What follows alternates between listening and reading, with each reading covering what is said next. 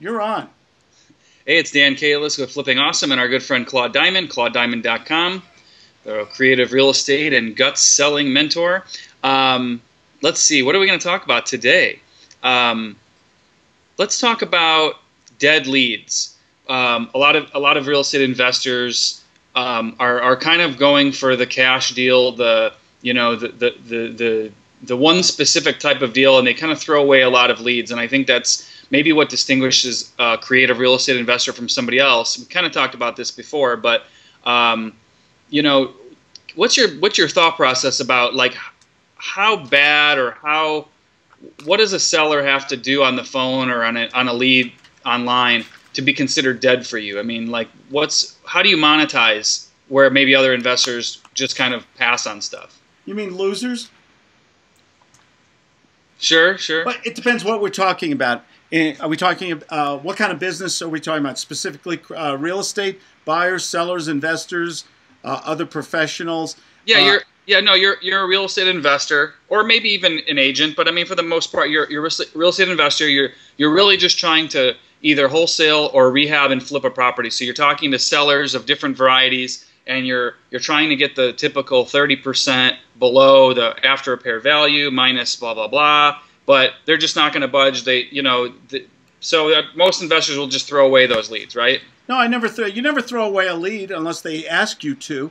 They don't want to contact. Depends on the type. If I'm dealing with sellers, I look for two words that are in my vocabulary I want to share with the listeners: price or terms. Not everybody wants to discount their property. They're not that motivated. They're not that desperate. All you're doing by lowballing them is insulting them. So you segue and you apologize for it in advance. Look, I'm not trying to beat you up. I'm trying to find a way to do business today with you. So if you're not comfortable lowering your price, could we talk about terms?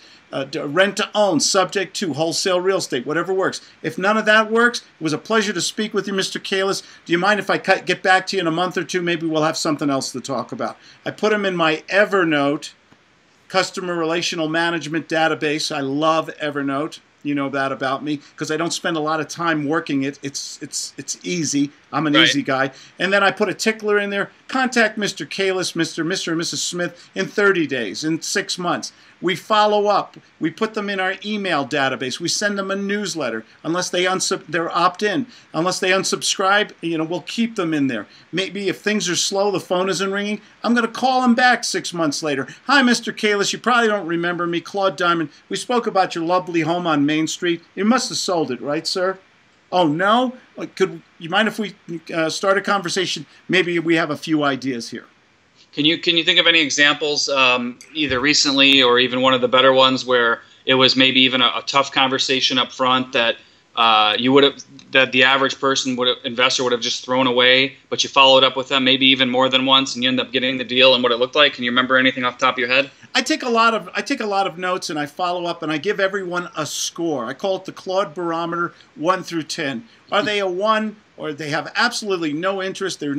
Maybe they're not even a principal party in the home or the owner. Maybe they don't have the money to be the buyer. There's nothing there. I'm going to give them a 1, 2, or 3 score, which means that they're probably not going to get a lot of follow-up from me.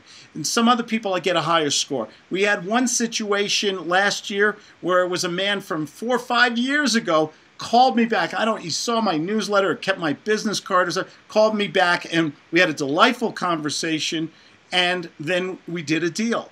Now, when I speak to people, I take notes.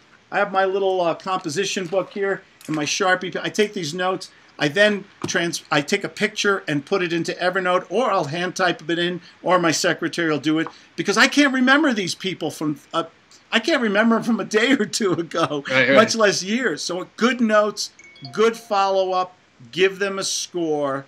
People, here's the question to ask. There's your coffee. No, Claudia's guest brought me a real good, is that the Earl Grey, honey? Or? No, that's just the Lipton. Lipton tea, regular good old Lipton tea. Thank you. You're spoiled. Yeah, I am spoiled. Thank you. Here's the thing, though. The question to ask yourself before we go is, do people change your mind? Have you ever changed your mind? Have you ever switched from chocolate to vanilla? Thought about a property you'd never take less than a certain amount, and then a couple months later you did take less. Do we change our mind? What's the obvious answer?